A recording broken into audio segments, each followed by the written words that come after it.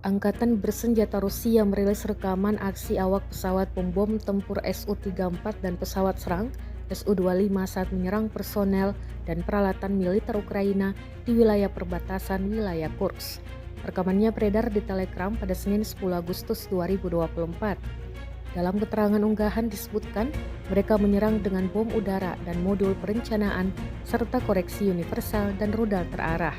Setelah mendapat konfirmasi dari intelijen bahwa target telah dihancurkan, para kru kembali dengan selamat ke lapangan terbang keberangkatan.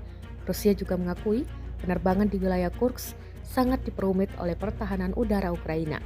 Ketahui Ukraina saat ini telah menarik sistem rudal anti pesawatnya ke perbatasan.